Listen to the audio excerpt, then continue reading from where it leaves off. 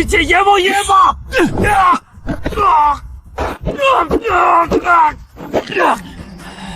已经结束了，那就一起结束吧！大哥，雪太大了，你不能进深山啊，会没命的。家里断粮3天了，成员还发着烧，我今天就是去刨冻土扒树皮，也得给你们弄口吃的回来。婉清，快出来！你大哥在沟里冻僵了，人没抢救过来啊！大哥！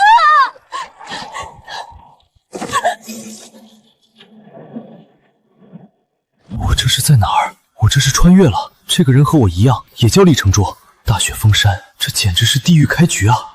承卓，你醒了，快趁热把这口东西喝了。这就是我那个童养媳神婉清，这些日子苦了她一个弱女子，撑着整个家。婉清，这东西不能吃，吃了人会死的。程瑶，你听话，屯子里连耗子洞都被掏绝了，你先垫垫肚子。我想好了，隔壁村那个老光棍手里有存粮，只要过去伺候他，他答应给2袋高粱面，够你熬过这冬天了。胡扯！你是我媳妇儿在，只要我还有口就卖自己媳妇儿还命的道理。我出去找吃的。程瑶，你先别下来。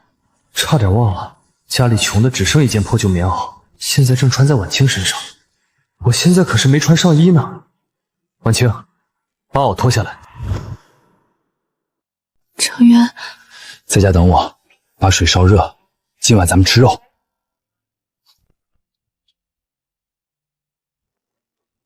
哟，这不是厉家那小子吗？咋把你媳妇儿的衣服穿身上了？人冻死了！赵汉，村长赵全的独生子赵汉。我说程渊，这小子平日里仗着他爹的势，没少在屯子里作威作福。他一直缠婉清的身子。你家欠的那10斤糙粮，今儿个可是最后期限了。你要是还不上，我就拿你老婆抵债喽。等一下，粮食我会还，但你要是再敢打婉清的主意，信不信我现在就送你上路？哎呦喂，你个病秧子还敢跟老子耍横！哎呦我的娘哎！哎呀！滚！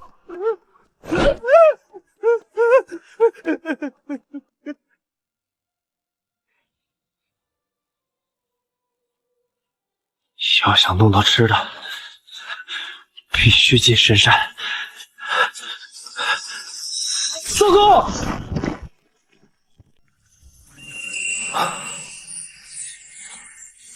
这是哪儿？难道这就是随身空间？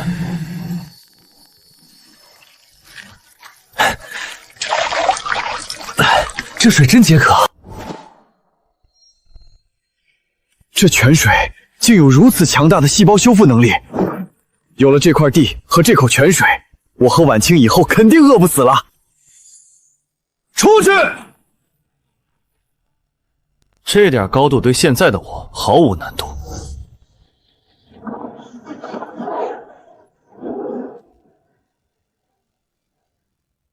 得赶紧弄点肉回去。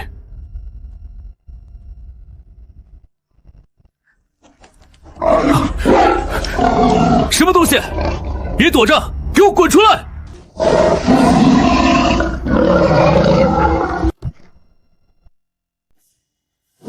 这头野猪起码200斤，这下不愁没吃的了。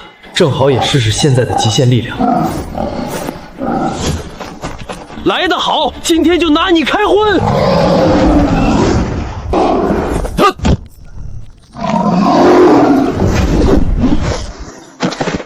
够我和婉清吃1个月了。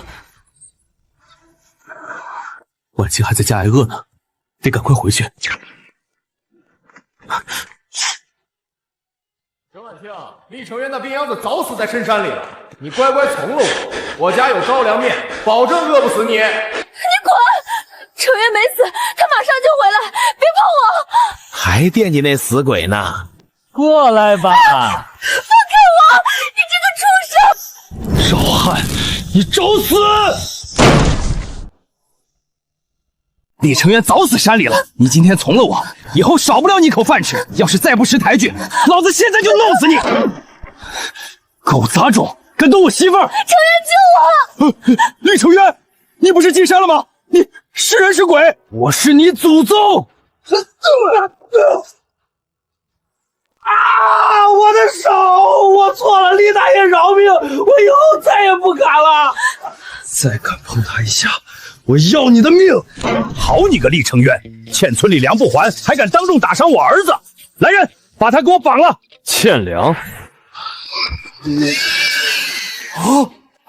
深山刚打的野猪，抵我家欠的债，够了吧？小子，你有种，旧债清了。不过，既然你家都能吃上肉了，上面新派下来的流民指标就归你家担着。哼，明年年底你必须额外加500斤精细粮，要是交不上，你们全家都得去劳改。500斤精细粮，在荒年里，这可是要命的天文数字。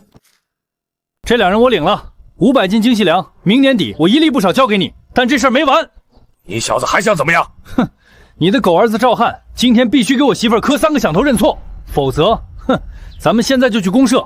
问问强奸未遂该判几年？畜生，还不赶紧磕！带着你儿子滚！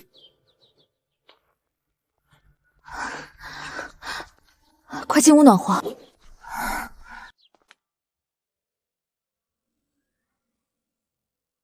喝了，叫什么名字？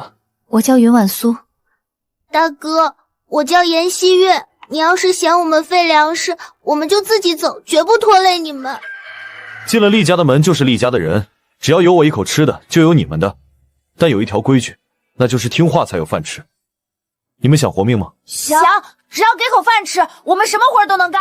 好，你识字，以后负责教我媳妇认字，顺便帮家里记账。你手巧，这野猪皮还有我以后带回来的皮毛都交给你处理，能干好吗？能干好。婉清，带他们去烧水，我来剥猪。还好我干过兽医，熟悉骨骼，杀猪对我来说小意思。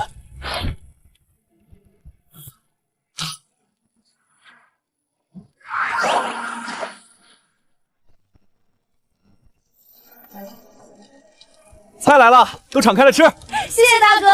程渊，今天的事儿是我拖累你了，要不是为了护我，你也不会答应赵全平白背上那500斤精细粮的债。荒年去哪儿弄这么多精细粮？要是明年交不上，咱们全家都要去水库劳改。胡说什么？你是我厉成元的媳妇儿，要是连你都护不住，我算什么男人？可是那500斤粮的事我来想办法。我既然敢当众应下，就肯定能做到。你只管踏实吃饭。程渊，你要出门？去趟县城，去把这肉换成过冬的粮食和布料。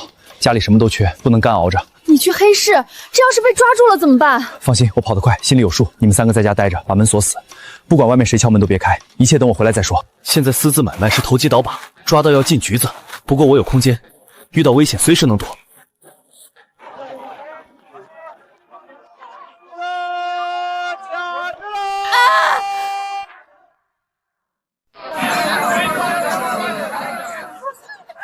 是急性哮喘引发的呼吸衰竭。都散开，别挡着空气！你想干什么？别乱动顾主任，出了事你得坐牢。闭嘴！想让他死你就继续喊。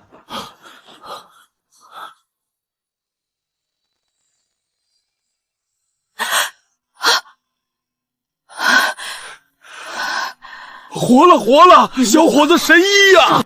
小伙子，是你救了我。刚才那是家里传下来的救命药水，就剩这一口了。我也是赶巧，我叫厉成渊，是幸福屯的村民，今天来是想用几斤深山野猪肉换点粮食。你对我有救命之恩，肉我全收了，给你算双倍价钱。另外，你要有什么难处，尽管开口。顾领导，钱按规矩给就行，但我确实有个不情之请，每次进城换东西都提心吊胆，怕被当投机倒把。我想求您开个特批条子，以后我弄来的山货正大光明送到供销社支援公家。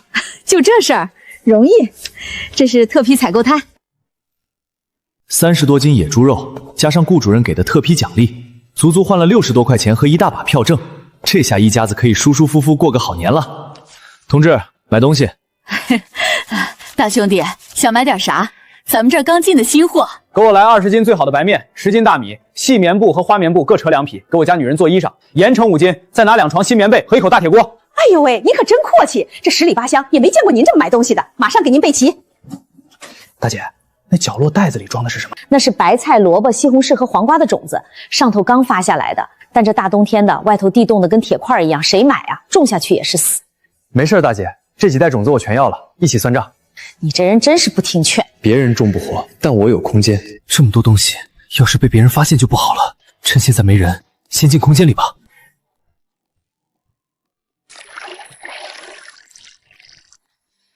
这么快就发芽了，看来以后我要多种点了。我回来了。成员回来了，这是白面，还有青菜。成员，大冬天的哪来青菜？你是不是干危险事儿了？放心，媳妇儿，都是正路来的。今天进城碰巧救了供销社领导，人家给开的特批条，这青菜是特意奖励我的。吓死我了！只要你平安，比啥都强。以后咱家顿顿吃白面，赶紧做饭去，我都快饿扁了。哎，开饭了。太香了！大哥，我以后肯定拼命干活，绝不白吃饭。大哥，以后家里重活我们全包了。快吃吧，好日子还在后头。光靠卖肉和种菜远不够那500斤粮的指标。我是老兽医，空间既然能种菜，自然也能搞养殖。有灵泉水滋养，动物繁殖肯定快。明天我得再进趟山，不过这次我要活戳。头孤狼兽的皮包骨，我没下死手，扔给他一块猪内脏，他叼起就跑。今天我是来搞活捉的，不是来屠杀的。借着强化的嗅觉，我很快发现新鲜的野鸡脚印。我掏出拌了麻醉药的大米撒在雪地上，没多会儿，3只野鸡和2只野兔就直挺挺的倒下了。运气不错。都进去吧。继续往深处走，一股浓烈的腥臊味传来。扒开灌木，是一头带着3只小猪仔的母猪。好家伙，养猪场有指望了！我掏出吹剑，噗的一声，麻醉剂注入母猪体内，母猪挣扎2下，轰然倒地。我意念一动，把它们全收进空间栅栏里，正准备往回走，我余光瞥见枯树根下有一抹紫晕，凑近一看，我心跳加快。紫灵芝，只要把这菌种移栽进空间，配合灵泉水，那就是天然聚宝盆。有了这些底牌，我绝不会再让家人受半点委屈。我满载而归，可刚走到屯子口，就听见我家方向传来轰隆一声巨响，紧接着是婉清和2个女孩绝望的哭喊声。我疯跑回院子，原本破败漏风的3间土坯房，承受不住连日暴雪，彻底塌了满地，都是碎土块和断裂的房梁。程瑶，你可算回来了！房子塌了，这大冬天没瓦遮头，咱们一家人非冻死不可。婉苏和西月也冻得瑟瑟发抖。别哭，旧的不去，新的不来。我早看这破房子不顺眼了。我把他们推进还没塌的灶房。修房子的事交给我。你一个人怎么修啊？山人自有妙计，快去！我安抚好他们，转身走进夜色中。刚才在深山，我把几根几百斤重的红松原木收进了空间。此时我避开他们，从空间调出原木、干草和黄泥，被灵泉改造过的身体扛起几百斤。原木十分轻松，我运用结构学知识，迅速搭起一个坚固的木刻愣房架子。普通人半个月的活，我半宿就干完了。等晚清他们端着热腾腾的饭菜出来时，全都傻眼了。这是咱家？婉清震惊地看着宽敞结实、密不透风的新屋，房子是修好了，可家里的肉和蔬菜总得找个长久的渠道洗白。我要进城一趟，把紫灵芝卖了。你们在家把门锁死，谁叫也别开。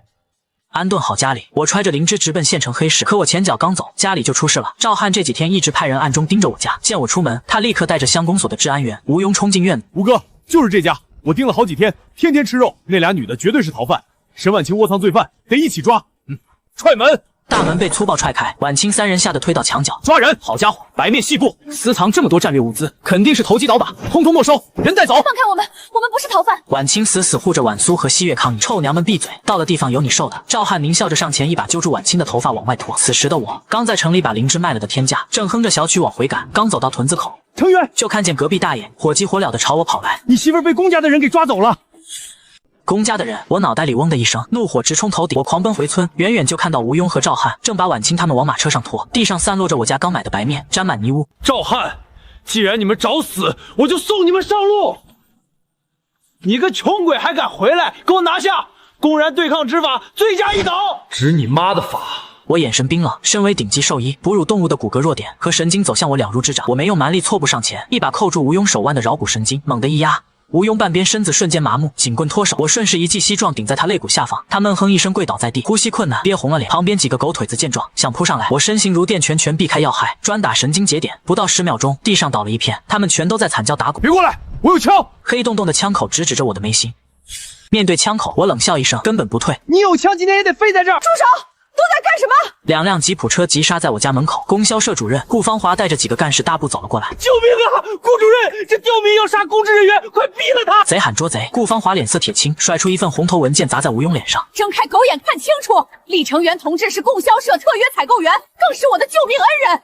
他家的物资都是合法置换的。全场死寂，赵汉拿枪的手抖成了筛子。至于那2位姑娘，是我委托厉成渊照顾的困难群众，怎么成逃犯了？吴庸，你勾结地痞动用私刑，给我全部铐起来，带走严审！干事们一拥而上，直接下了赵汉的枪，把这群败类全铐了。成渊，今天这事儿虽然平了，但这俩姑娘的黑户问题是个大隐患，你打算怎么办？我把顾芳华请进屋，倒了杯茶。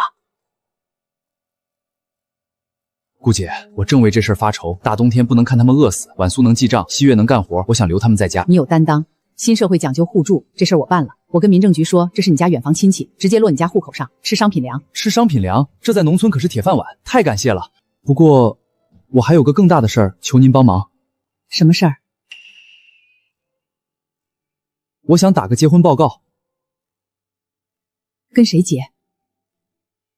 沈婉清，我家童养媳。那个年代，童养媳身份卑微，不受法律保护，极品亲戚随时能用，彩礼没给够，把人强行卖掉。我这么做就是为了彻底斩断那些念头。可是顾芳华这种干部能批这种申请吗？顾姐，您清楚我家情况，婉清名义上是童养媳，但我只认她做媳妇儿。前2天断粮，她为了救我，差点把自己卖了。现在提倡婚姻自由，我不想她再背着童养媳的名分担惊受怕，更不想她亲爹再来纠缠。我想堂堂正正娶她，给她合法身份。说得好，打破封建礼教，这才是新青年。这门亲事组织同意了，现在就给你看介绍信。拿到盖红章的介绍信，我心里踏实了。送走顾芳华，我进屋，婉清他们正在收拾东西，眼眶通红。都停下，有2个好消息。第一，顾主任特批给婉苏和西月落了商品粮户口。婉苏和西月激动得抱头痛哭，当场就想给我跪下。我一把拉住他们，转头看向满脸错愕的婉清。这第2件事儿是关于你的，婉清。关于我的。婉清不安地绞着衣角。程渊，是不是上面觉得我是童养媳，不让我留下了？我大步过去，按住他的肩膀。我刚跟顾主任申请了，我要正式娶你。屋里瞬间安静。不行，程渊，你有出息了。我只是买来的童养媳，配不上你，能留下来伺候你，我就知足了。胡说！我把介绍信塞进他手里。介绍信开好了，过2天就去领证，以后没人敢说你闲话。婉清死死攥着纸，扑进我怀里，嚎啕大哭。这10几年的委屈和恐惧，在此刻彻底释放。不哭了，既然结婚，就不能寒酸。明天进城买嫁妆。第2天，我雇了牛车，带他们风光进了县城。有空间里的钱撑腰，我必须让婉清成为全县最风光的新娘。可没想到，我们的高调刺痛了某些人的红眼病。供销社里，我掏出厚厚一沓钱。同志，这大红棉袄给我媳妇试试，棉花要50斤，背面换大红的，皮鞋来2双，白面大米要100斤。婉清换上新棉袄，美得让人挪不开眼。我也给婉苏和西月各扯了身新衣服，绝不厚此薄彼。回村时，牛车上装满了细粮红、被褥和肉食。牛车进村立刻炸开了锅。天爷，那是程渊，车上全是细粮，婉清穿的跟太太似的。李家挖金矿了。我心里暗爽，婉清紧靠着我，腰杆笔直。从今天起，没人敢再看轻她。我们在院里挂起红绸，当场拜堂，一拜天地。婉清含泪正要跟我对拜，院外突然传来暴喝：等等，谁让你们拜堂的？沈婉清是我闺女，老子没点头，这婚结不成。人群被撞开，来人正是婉清那唯利是图的亲爹沈守财，旁边跟着个满脸横肉的郑屠户。爹，你怎么来了？李成渊想娶我闺女，拿500块彩礼，再加3倍嫁妆，少1分都别想结。500块，纯属敲诈。爹，当初你为2袋高粱面把我卖了，现在又来吸血，你有良心吗？良心能当饭吃，养你就是换钱的。郑老弟，钱我收了，还不出彩礼，人你带走。嘿嘿，这娘们水灵，老子今晚就入洞房，谁敢动她？我冷笑一声，掏出张泛黄的纸。大家看清楚，这是当年沈守财签的死契，生死不论，永断亲缘。你还有脸说她是你闺女？我把死契拍在桌上，沈守财傻眼了，但郑屠户却是个愣头青，直接抽出杀猪刀，恶狠狠朝我扑来。看着郑屠户劈过来的杀猪刀，我冷笑一声，真当老子这顶级兽医是摆设？我一脚踹中他手腕的麻筋，刀当啷落地，紧接着一记擒拿，将他死死按在供桌上。你敢伤人，我要去公社告你！我从怀里掏出顾芳华开的证明和县里特批的结婚证，高高举起。大家伙看清楚了，从今天起，我和沈婉云是受国家保护的合法夫妻。你们光天化日抢男霸女，我看该进去的是你们。话音刚落，乡公所的干事奉顾主任的命来送贺礼。见状，二话不说就把沈守财和郑屠户给铐，买卖妇女带回去严惩。一场闹剧就此收场。夫妻对拜，礼成，送入洞房。当晚红烛摇曳，婉清坐在炕沿上，美得不可方物。我握住她的手，发誓要让她过上最好的日子。结了婚，日子安稳了，但我手里这些靠空间种出来的反季青菜，总得找个正经名目在村里转正。第2天一早，我把全屯子的人都召集到了打谷场，宣布了一个让所有人惊掉下巴的决定。乡亲们听好了，我要在村后那块空地上盖个大棚。成渊，这冰天雪地的，你要盖啥房子？用塑料布和草帘子搭暖房，里面烧土暖气，用来种菜。我从县里买了一批特殊种子，冬天也能种出青菜。人群爆发出一阵哄笑。大冬天种菜，你当你是老天爷呀？现在招工，只要肯出力气，1天5毛钱，管2顿饭，顿顿有大肥肉。1天5毛，还顿顿吃肉。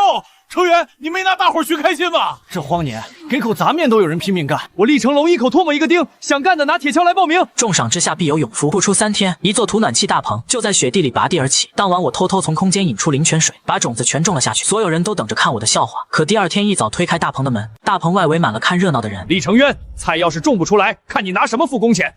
我没废话，一把拉开大棚的厚草帘子，一股暖气扑面而来。看清里面的景象后，全场死寂。老天爷啊！活了，真活了！黑油油的土垄上不仅长出了翠绿的菜苗，那爬在架子上的黄瓜藤竟然已经结出了指头大小的黄瓜牛子。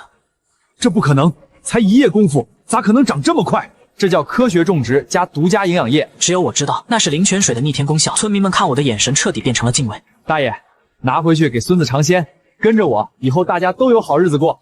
大棚蔬菜一炮而红，但我清楚这点产量不够。我借口进山采药，打算去空间里把那株紫灵芝繁育一下。可就在我刚走进深山老林时，四周突然安静的可怕。直觉告诉我，我被包围了。作为顶级兽医，我被灵泉强化后的五感远超常人。这片林子太安静了，空气中透着肃杀之气。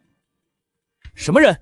滚出来！话音刚落，4个穿着雪地伪装服的壮汉从周围猛扑过来，拿下他，动作干脆利落，全是杀招，这绝对不是普通的山匪。就凭你们，太慢了。解剖学知识让我瞬间看穿了他们的发力关节。我一猫腰躲过擒拿，反手扣住其中一人的肘部，齿神经一捏，他半条胳膊瞬间脱力，接着扫堂腿踢中另一人的尾中穴，直接让他跪倒。不到半分钟，4个壮汉全被我轻描淡写的放倒了。住手！一个穿着军大衣、气场极强的中年男人走了出来。小伙子，好俊的身手。我手下这4个精锐，在你手里竟然走不过3招。我是秦振香。我心里猛地一跳，这可是军方的大人物，他怎么会出现在这荒山野岭？秦老板，幸会。我不卑不亢的收了势。我们在搞冬季拉力，不瞒你说，我们的主力军犬误食了毒草，军医束手无策，我们正满山找草药呢。军犬？我这兽医专业不就对口了吗？实不相瞒，我懂点兽医急救，让我看看。秦振江带我过去，只见一条德牧躺在雪地里，口吐白沫，抽搐不止。我翻开他的眼皮，掏出水壶，其实是空间纯灵泉水，灌进他嘴里，顺带推拿腹部催吐。不到1刻钟，军犬吐出黑水，奇迹般站了起来，亲密地蹭我的手。神了，厉兄弟，你这手艺绝了！我趁热打铁。秦老板，刚才听你说部队缺物资，我在村里搞了个温室大棚，菜和肉我管够，但我私人搞大棚容易遭人眼红，正愁没个正经区。这好办，从今天起，你就是我们的编外后勤供应员，你的大棚就是军民共建副食品基地，我看谁敢眼红！太好了，有了这道通天护身符，我满心欢喜，准备大干一场，却不知道此时我的大棚出事了。刚走到大棚附近，我就听到一阵女人的哭喊声：“大家成员种的菜！”婉清和2个女孩护在大棚门口，却被粗暴地推倒在地。大棚的保温布被扯得稀烂，一群人正像蝗虫一样疯狂抢摘里面的黄瓜和白菜。站在一旁指挥的是乡里的治安，恶霸孙恒、赵全则一脸得意地跟在旁边。赵全，你找死！我飞奔过去，扶起婉清，目眦欲裂。厉成渊，你回来的正好。赵村长举报你搞破坏统购统销，这大棚被征用了，蔬菜全部充公。谁给你的权利强抢民财？我强压着怒火，老子在这里就是权力！你这种投机倒把分子，菜要没收，人也得劳改。来人，把他和这几个女的给我绑了！几个治安员立刻掏出绳子朝我扑来，婉清吓得紧紧抓着我的胳膊。就在这千钧一发之际，一辆吉普车疯狂鸣笛，直接冲到了大棚前。我看你们谁敢动他！顾主任，你怎么来了？你这是知法犯法！厉成渊同志是大棚试验田的负责人，你有什么资格查封？顾主任，他大冬天种出菜，指不定用了啥歪门邪道。孙干事也是为公家办事。放屁！你们这是明抢！我马上告你滥用职权！顾风华，你自身难保了。有人举报你跟厉成妖同流合污，倒卖国家物资，这个大棚就是证据。你血口喷人！是不是喷人？跟我回去交代就知道了。把顾芳华也给我扣下，连同厉成道一家全部带走。敢反抗直接动武！面对逼近的治安员，我把婉清和顾芳华死死护在身后。这帮畜生是铁了心要赶尽杀绝，既然如此，我就算暴露实力，也要废了他们。就在我准备动手捏碎孙恒喉咙时，远处的雪地上突然传来一阵震耳欲聋的轰鸣声。轰鸣声逼近，2辆满载荷枪实弹军人的军用卡车如钢铁巨兽般碾压着风雪，直接把大棚围了的水泄不通。车还没停稳，几十名军人齐刷刷跳下车，枪栓上膛的声音让人头皮发麻。都给我住手！秦振江披着军大衣，黑着脸跳下车。你们是谁？我们正在执行公务。执行公务？睁大你的狗眼看清楚！这是军方共建的副食品基地，厉成就是我们聘请的农业技术顾问，封我们的地，谁给你的胆子？赵全吓得双腿一软，瘫坐在地。什么共建基地？孙恒看着黑压压的枪口，魂都飞了。把他给我扣起来！厉兄弟，我来晚了，这帮不长眼的畜生怎么处置？今天全凭你一句话。秦老板，让你看笑话了。长官，我有眼不识泰山，我是被赵全蒙蔽的，求您把我当个屁放了吧！成员，我是猪油蒙了心，看在同村这饶了我吧！同村？我一脚将他踹开，眼神冰冷。当初你儿子欺负婉清，你倒打一耙，今天又勾结外人来抄我的大棚，要置我于死地，这时候你想起同村了？这种害群之马绝不能轻饶，必须交给法律严惩。说得好，我已经让人查了孙恒办公室，搜出不少贪污证据，带走，联合查办。赵全和孙横像死狗一样被拖上卡车，等待他们的是把牢底坐穿。危机解除，看着被扯烂一半的塑料布，我一阵肉痛。秦振江看出我的心思，厉兄弟，为了防止再有人捣乱，我决定了，就在大棚门口设个岗哨，派人24小时荷枪实弹给你站岗。有军方荷枪实弹站岗，大棚彻底成了幸福屯的安全区。几天后，我把秦振江和顾芳华请到新屋，晚清端上热气腾腾的灵泉炖肉和反季青菜。两位，现在大棚稳住了，但这点量也就是塞个牙缝。今天请二位来，我是想搞把大的。厉兄弟，快说说怎么搞？我要把村后那100亩荒地全开垦出来，一半盖大棚，一半搞大规模养殖场。我有独家兽医繁育技术，以后家里的肉食我全包了，还能给供销社提供皮毛。好，我出人，明天调推土机来帮你平地。资金你别愁，供销社给你预付启动资金。第二天，我向全村宣布扩招，不管男女老少，1天1块钱工钱，管3顿肉饭了。我厉成渊的100亩农业帝国正式拉开序幕。就在养殖场热火朝天建设时，晚清这几天却总是在灶房干呕连连。这天甚至眼前一黑，直接晕倒在了雪地里。媳妇儿，看着晚清栽倒在雪地里，我心里一慌，箭步冲上去将他抱起，飞奔回温暖的新屋，把他放在烧热的土炕上。我赶紧抓起他的手腕号脉。我是个顶级兽医，哺乳动物的生理基础大同小异。指尖传来的脉搏跳动有力，呈现明显的滑脉特征，结合他这几天恶心干呕的反应，我心里有数了。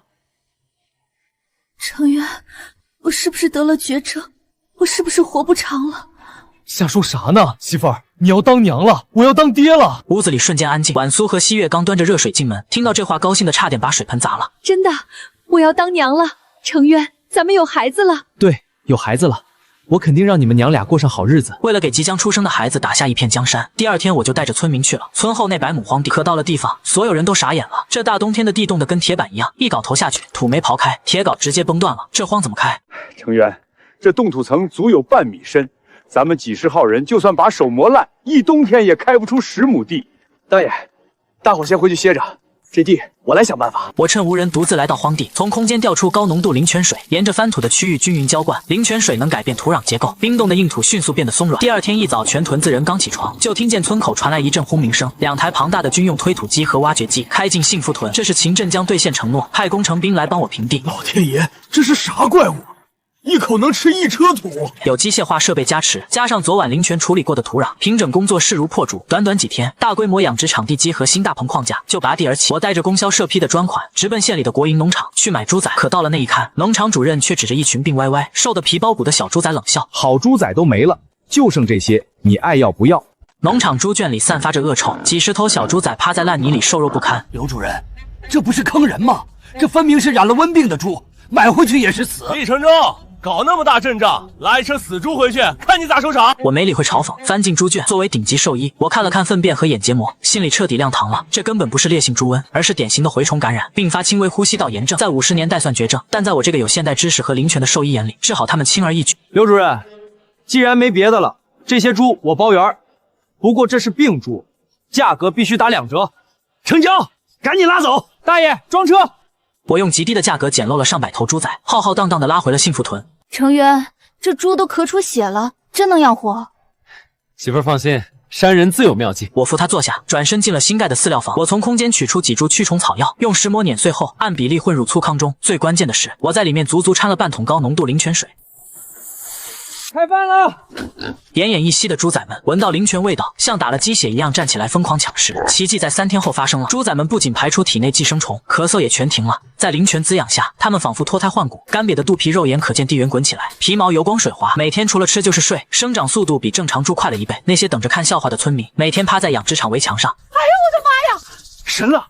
厉成渊真是大罗神仙下凡，死猪都能救活。眼看着100亩养殖场走上正轨，一场突如其来的倒春寒暴雪却在半夜无声无息地席卷了整个幸福屯。新盖的猪圈大棚发出了不堪重负的断裂声，咔嚓，深夜刺耳的木材断裂声把我惊醒。我猛地披上大衣冲出院子，不好，养殖场出事了！我狂奔到场地，只见新建的主猪圈顶棚已被积雪压得严重变形，中间主梁发出牙酸的呻吟声，随时可能倒塌。里面可是我培育的上百头优质种猪。快来人啊！拿铁锹除雪！村里青壮年很快打着火把赶来，但风雪太大，爬上屋顶随时会被吹飞。我顾不上隐藏，直接冲进猪圈内部，双臂猛地抱住摇摇欲坠的主梁，运用灵泉强化过的力量，硬生生将下沉的屋顶托举起来，给我顶住。我额头青筋暴起，双腿像钉子一样扎在泥地里。快铲雪！村民们疯狂铲雪，足足扛了半个多小时，警报终于解除。大伙下来看到我徒手扛住粮食，全都倒吸一口凉气。这场暴雪不仅没压垮我的养殖场，反而让全村人对我死心塌地。可雪下的太大，大雪封山，通往县城的路彻底断了。成渊，说好的年底交500斤精细粮，今天是最后一天，大雪封山，你买也买不到。要是交不出，立刻送去修水库劳改。公社派来的王干事敲着桌子，满脸幸灾乐祸。他早和赵全的残党串通一气，就等着看我厉家破人亡。晚清紧张地握住我的手，手心里全是冷汗。王干事，雪这么大，路都堵死了，通融2天行不行？通融，规矩就是规矩，1两都不能少。交不出来，现在就跟我走。媳妇儿别怕，有我呢。转身走进里屋，关上门的瞬间，我意念一动，从空间丰收的仓库里直接调出了10袋顶级的白面和10袋大米。我把一袋袋沉甸甸的粮食直接扔到了堂屋的地面上。点点吧，正好500斤，全是特等精粮。带上你的粮，马上滚出我家！王干事和围观的村民下巴都快惊掉了。他解开袋子一抓，那面粉白的刺眼，比供销社卖的还要精细100倍。在荒年大雪封山之际，我这一手简直如同神迹。一辆军用吉普硬生生撞开厚厚的雪堆，一个急刹停在我家院门前，车门砰地推开，军区后勤的秦振江跳了下来，他一把抓住我的胳膊，眼眶通红。厉兄弟，救命！10万火急！秦老哥，出什么事儿了？你慢慢说。马场出事了，一场怪病突然在马群里传开了，几十匹珍贵的马倒地抽搐，区里的兽医全去了，连病因都查不出来。上面下了死命令，要是这些马保不住，我这身衣服也别穿了。战马在当时可是极度重要的战略物资，一旦出事，后果不堪设想。我没有片刻犹豫，转身进屋，提起我特制的医疗箱，里面装满了现代化的兽医工具和几瓶高浓度的灵泉水。婉清，你在家好好的，我跟秦老哥去一趟，干完活就回来。程远，外面雪大，你当心点儿。我跟着秦振江跳上吉普，赶到几10公里外的军区马场。刚走到隔离区门口，一个满头白发的老军医就指着我的鼻子怒喝：“简直胡闹！铁血豹马的命怎么能交给一个乡下的泥腿子？”刘老，厉兄弟的医术我亲眼见过，他绝对有本事。兽医学博大精深，我干了40年都没见过这么古怪的传染病。他一个连大字都不识几个的乡下农民，懂什么是抗生素，懂什么是病理分析？我没有反驳，因为军马的命等不起。我绕过他，径直走向一匹倒在干草上、口吐白沫、四肢僵硬的战马。我翻开他的眼睑，发现结膜发干，接着从医疗箱拿出听诊器，按在他腹部，听到了异常亢进的长鸣音。刘老看到听诊器，明显愣了一下。最后我抓起马槽里剩下的一把草料，放在鼻尖闻了闻，这不是传染病。我站起身，语气笃定：“这是急性魔菌素中毒，你们的冬储草料在化雪时受了潮，表面看着好，里面已经发霉变质了。”刘老瞪大了眼睛，冲过去抓起草料，仔细掰开，果然在内心发现了一层细密的绿毛。我怎么没考虑到这一点？快，马上换草料，准备洗胃。来不及了，毒素已经进入血液，洗胃根本没用。那怎么办？难道只能眼睁睁看着他们死？我没有说话，而是不慌不忙地打开了我的医疗箱，从里面拿出一个装满透明液体的玻璃瓶。你拿的是什么？成分不明的东西绝对不能给马用。刘老看着我手里的玻璃瓶，还在做最后的阻拦，我根本没理他，直接走到那匹中毒最深的战马前，用开口器撑开马嘴。我将那一整瓶高浓度的灵泉水混合着特配的解毒草药，一股脑灌了下去。随后我按压马匹的颈部和腹部，加速灵泉吸收。大概过了10分钟，奇迹发生了。那匹原本翻了白眼、四肢僵直的战马突然打了个响鼻，紧接着4条腿猛地一蹬，在一阵粗重的喘息后，竟然奇迹般的从地上站了起来。他甩了甩尾巴，主动凑到干净的水槽边，大口喝水。活了，真的救活了！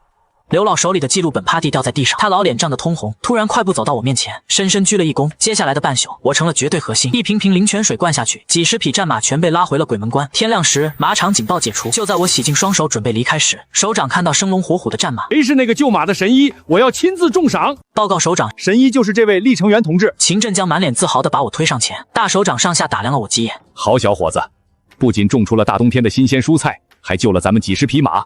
你是咱们区的大功臣。大首长当场给我颁发了一枚特等功臣奖章，并对后勤部下令：厉成元同志的农业基地以后就是军区的最高级别保护单位。他需要什么物资机械，军区一路绿灯，特批采购，这可是真正的免死金牌。首长，我现在最缺一辆大卡车和一台拖拉机，养殖场规模大了，运输是个大问题。今天就让你开走。当天下午，我亲自开着一辆崭新的解放牌大卡车，后面跟着一台东方红拖拉机，满载着军区奖励的各种工业物资，轰隆隆的开进了幸福屯。全村人都涌出家门，像迎接将军凯旋一样欢呼雀跃。晚清挺着肚子站在人群最前面，眼里闪着骄傲的泪光。我的百亩大棚和养殖场彻底走上正轨，我厉成渊在这大雪纷飞的荒年，真正站稳了脚跟。冰雪消融，春暖花开，我这百亩养殖场和温室大棚彻底成了全县的标杆。但我的野心不止于此，我要把这模式推广到全省。资金从哪来？我盯上了空间里那一小片紫灵芝，这几个月在灵泉水的滋养下，当初那株野生紫灵芝已经繁衍出了一大片，随便拿出一株都是极品。我安顿好怀孕的晚清，嘱咐晚苏和西月看好家，便开着军区奖励的那辆解放牌卡车直奔省城。省城到底比县城繁华，供销大楼气派得很。但我没急着去公家单位，而是揣着2株品相最好的紫灵芝，拐进了省城最出名的100年老药铺百草堂。这年头虽然统购统销，但这种名贵中药材，老药铺都有自己合法的收购渠道。掌柜是个精瘦的老头，戴着老花镜。我把布包往柜台上一放，掀开一角，只一眼，掌柜的眼睛就直了。小兄弟，这品相的紫灵芝，你从哪儿弄来的？就在我准备开口谈价时，内堂突然走出一个穿着毛呢大衣的年轻男人，一把按住了我的布包。这东西，周家包圆了。周家？我眉头一皱。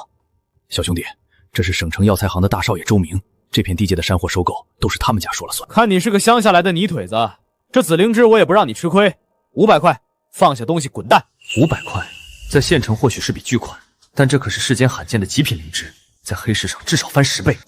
抱歉，我这东西是拿来换农机设备和化肥的，这点钱打发叫花子呢。周明的脸色瞬间阴沉下来，拍了拍手，几个5大3粗的保镖立刻堵住了药铺的大门。敬酒不吃吃罚酒，在这省城，我看上的东西还没有拿不走的，给我搜！几个保镖摩拳擦掌的朝我扑过来，我嘴角勾起一抹冷笑。我这顶级兽医不仅懂给牲口治病，更懂怎么让人在不流一滴血的情况下体会什么叫生不如死。看着扑上来的4个保镖，我脚下一滑，轻松闪过最前面那人的擒拿。身为顶级兽医，我对哺乳动物的骨骼和神经弱点了如指掌。我反手扣住他手腕的齿神经节，拇指猛地发力一按，那壮汉闷哼一声，半边身子瞬间麻木，直接软倒在地。紧接着我错步上前，2记手刀精准地劈在另外2人的颈动脉窦上，力道控制得刚刚好，2人连声音都没发出来就晕了过去。不到10秒钟，4个保镖全躺下了，连皮都没破一点。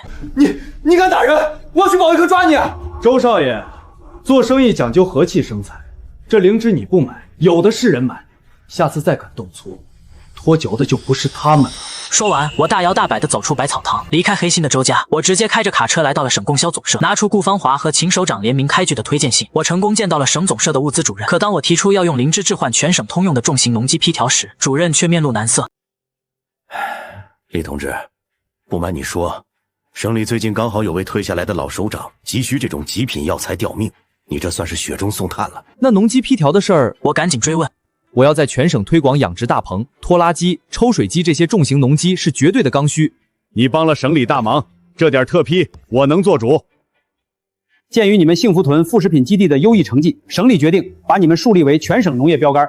下个月农副产品交流大会，你务必前来参展。我大喜过望，这简直是瞌睡碰上了枕头。拿着全省通用的特批采购条，我一口气去农机厂订购了5台拖拉机和10台大功率抽水机。有了这些铁疙瘩，我的农业帝国就能插上翅膀了。满载而归回到幸福屯，我刚把卡车停稳，婉苏和西月就满脸焦急地跑了出来。厉大哥，婉清她腹痛见红了。听到见红2个字，我脑子里嗡的一声，3步并作2步冲进屋子。婉清脸色苍白地躺在炕上，额头上全是冷汗，双手死死捂着高高隆起的肚子。程渊，我们的孩子。婉清虚弱地哭着，我强迫自己冷静下来。虽然我是兽医，但哺乳动物保胎的生理机制我懂。我迅速搭上他的脉搏，发现是前几天春寒倒灌，加上他操劳过度动了胎气。媳妇儿别怕，有我在，咱们的孩子绝不会有事。我转身假装去灶房端水，实际上意念进入空间，取出了最核心的内旺，浓缩灵泉水，又配了几味安胎的温性草药，捣碎融进去。我端着碗回到屋里，一口一口喂他喝下。灵泉水的修复力是毋庸置疑的，不到半炷香的功夫，婉清紧锁的眉头终于舒展了，苍白的脸上也恢复了血色。肚子不疼了，程渊，你给我喝的是什么仙丹？程渊，出大事了！春寒来了，村后的那条河快断流了。俗话说春雨贵如油，但这年头的气候反常的可怕。前脚刚经历了大雪封山，后脚刚开春就迎来了百年不遇的春旱。咱们那100亩大棚里的青菜全得旱死，这可咋整啊？我安抚好老支书，借口去后山找水源，独自一人找了个没人的地方，闪身进了空间。刚进空间，我就被眼前的景象惊呆了。也许是因为我前几天用紫灵芝救了老首长，积累了冥冥中的大功德，空间竟然升级了。原本只有一口井大小的灵泉，此刻竟然扩张成了一个波光粼粼的灵泉湖，湖水清澈见底，散发着浓郁的生命气息。更让我兴奋的是，这灵湖不仅水取之不尽，似乎还能进行水产养殖。我是兽医，要是能搞特种水产，那绝对又是一条暴利之路。但眼下就在要紧，我立刻开着新买的大功率抽水机来到干涸的河道边，趁着夜色将水管的一头悄悄接进了空间灵湖。伴随着抽水机的轰鸣，清澈甘甜的泉水喷涌而出。可是这巨大的动静却引来了不速之客。粗大的水管里喷涌出清澈的灵泉水，顺着新挖的沟渠，源源不断的流进我们幸福屯的100亩大棚里。原本干瘪的菜叶子，一接触到这带着灵气的水，瞬间就像喝饱了似的，重新水灵了起来。全村人都把我看成了活神仙，这大旱天能凭空变出水来。可这动静太大，惹得隔壁几个绝兽的村子红了眼。第二天一大早，隔壁靠山屯的村长就带着100多号人，拿着锄头扁担，气势汹汹地堵在了我们抽水机旁。李成渊，这河道是公家的，你抽的是地下水，把咱们村的水脉都抽干了，赶紧停机，把水让给我们！放屁！这水是成员自己找的水眼，凭啥给你们？眼看两边村民就要因为抢水爆发大规模械斗，我大步走到2拨人中间，看着那些因为绝收而急红了眼的邻村乡亲，我深知一味结仇不是办企业的长久之计。我站上拖拉机的车头，大声宣布了一个让所有人鸦雀无声的决定：乡亲们，都把家伙放下，大家都是为了活命，没必要见血。这水我厉成渊可以分给你们，你真愿意白给？不白给，水可以无偿供应你们灌溉，但作为条件，你们靠山屯的土地必须加入我的联合农业合作社。你们种出的蔬菜和生猪由我统一提供种子，统一包销发往省城。藤原兄弟，你这是给我们全村一条活路啊！我们干！就这样一场抢水风波，反而成了我扩张版图的契机。不到1个月，周边的几个村子全部加入了我的合作社，我的农产品产量呈几何倍数暴涨。就在我准备带着物资去参加省农交会时，那个在药铺结下梁子的周大少爷又跳出来作妖了。省农副产品交流大会在省城广场隆重举行，我开着卡车，拉着我们合作社最顶级的白菜和几头膘肥体壮的大白猪去参展，这关乎着我们能不能拿到全省统购的特级指标。我的展位被安排在最核心的位置，可就在评委组准备来视察的前1个小时，负责喂猪的西月突然惊慌失措地跑过来：“大哥，不好了，咱们参展的猪突然全倒在地上，口吐白沫了。”我脸色一变，赶紧冲到猪栏前，只看了一眼他们的瞳孔，我心底就窜起一股怒火。这是吃了含有微量毒素的劣质发霉饲料。谁靠近过咱们的饲料槽？哎呦，厉老板，听说你的神猪全倒了，就这病猪也敢来参展？你这全省标杆的牌子，怕是要被砸得稀碎啊！看着周明那副小人得志的嘴脸，我彻底明白了，这孙子是买通了人，暗中投毒，想毁了我的招牌。评委组的大部队已经出现在了走廊尽头，最多3分钟就要走到我的展位，时间根本来不及了。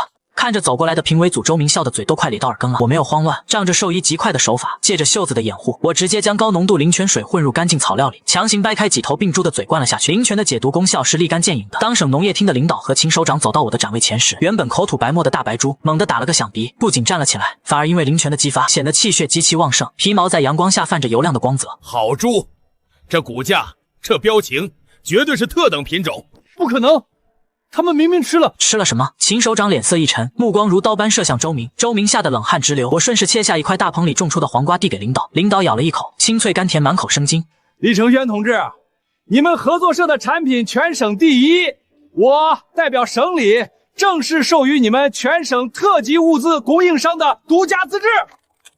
全场掌声雷动，周明双腿一软瘫坐在地。然而就在我登顶物资之王的时候，晚清在老家终于到了临盆的日子。卡车在土路上疯狂颠簸，我把油门踩到了底。婉晴，等我！我双眼通红，从省城赶回幸福屯，原本4个小时的车程，我硬生生压缩到2个半小时。刚冲进院子，就听见屋里传来婉清撕心裂肺的痛呼声，还有接生婆焦急的喊叫：“哎呀，胎位不正，产妇快没力气！”我脑子嗡的一声，一脚踹开房门。男人不能进产房，不吉利！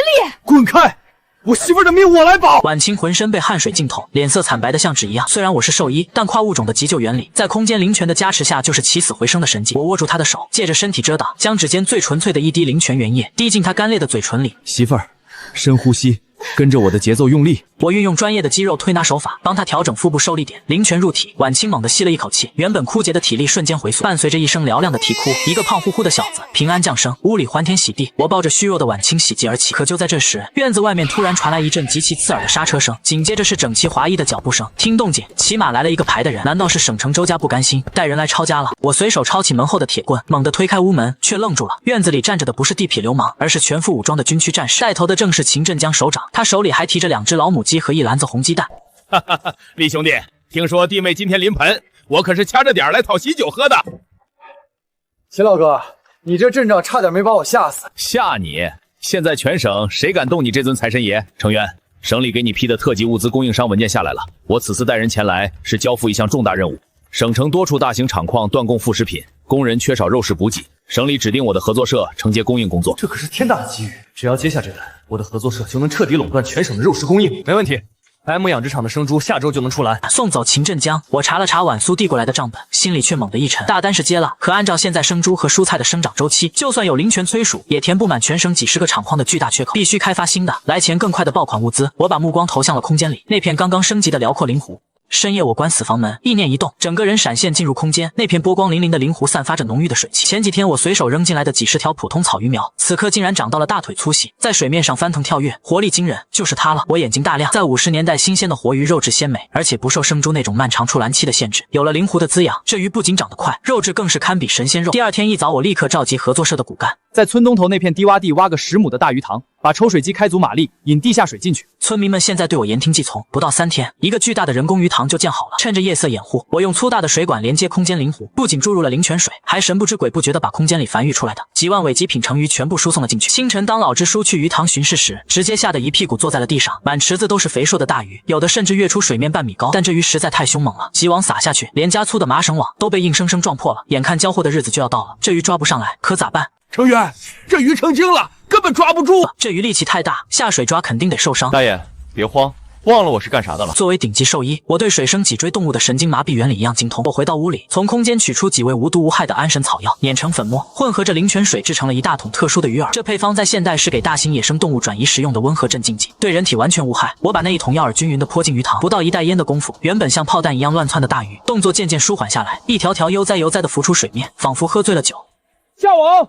肥美的大鱼在阳光下灵光闪闪，一辆接一辆的解放牌卡车开进幸福屯，装满活鱼后直奔省城各大厂矿食堂。第一批水产结款，晚苏薯前数到手抽筋，咱们合作社一跃成为全县最富的村子。可所谓树大招风，就在我们杀猪宰羊庆功的时候，几辆挂着京城牌照的黑色吉普车悄无声息地停在了我家大棚的门口。从吉普车上下来的是几个穿着中山装、戴着金丝眼镜的专家。秦振江首长满头大汗的陪同在侧，拼命给我使眼色。李成元同志，这几位是京城农科院的特派专家组，你们的肉和鱼在省城反响太好，上面觉得数据异常，怀疑你们使用了违禁的化学催长剂，特地下来突击检查的。我心头一凛，这要是查出灵泉的秘密，我只怕要被拉去切片研究。带头的白发专家一脸严肃，连寒暄都没有，直接拿着试管和仪器冲进了大棚和猪圈，甚至还在鱼塘里打了好几桶水。化验室就在车上，立刻出报告。全村人都紧张的捏了把汗。婉清抱着孩子站在门口，担忧的看着我。我拍了拍他的手，心里稳如泰山。灵泉是纯天然的生机之源，绝对查不出任何化学成分。2个小时后，化验员拿着报告冲下车，手都在发抖。白发专家一把抢过报告，只看了一眼，猛地抬起头，死死盯着我，眼神里全是一种近乎疯狂的狂热。他大步朝我走来，一把抓住了我的手腕。厉同志，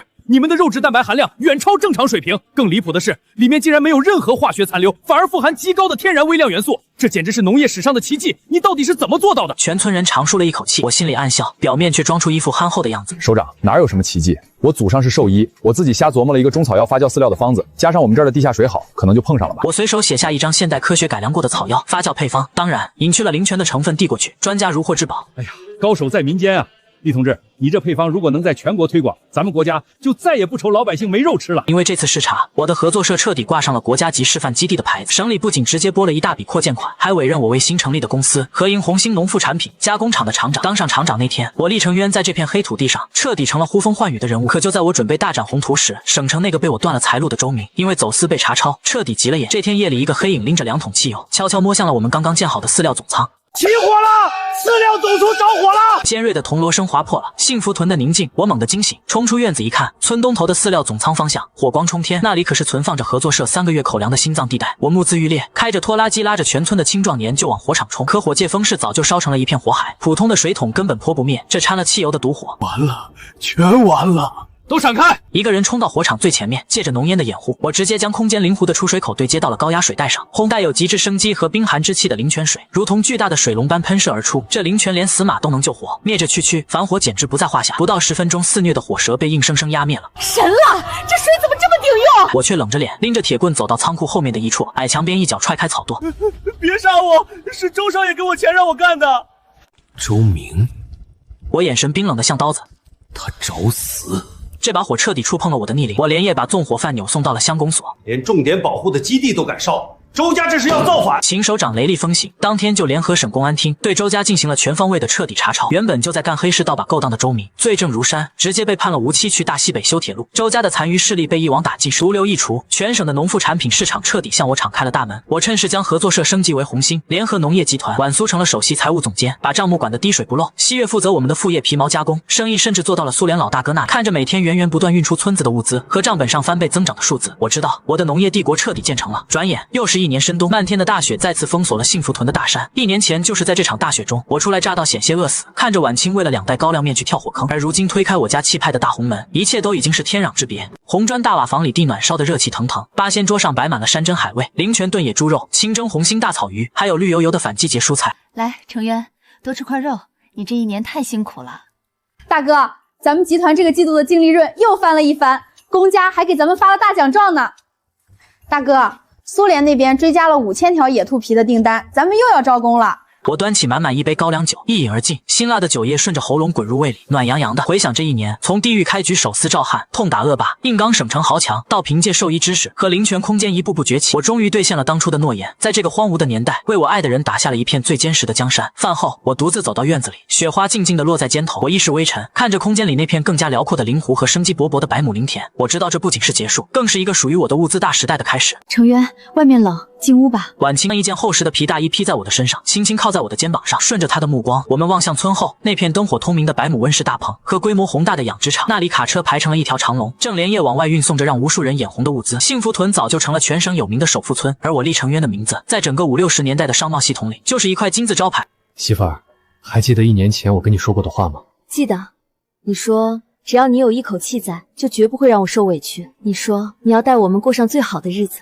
我做到了。听着屋里孩子咿呀学语的声音，听着婉苏和西月清脆的笑声，心中充满了前所未有的踏实与满足。作为一个穿越而来的顶级兽医，我不仅治好了牲畜的病，更治好了这个时代的穷病。大雪依旧纷飞，但在我厉成渊的物资帝国里，永远四季如春。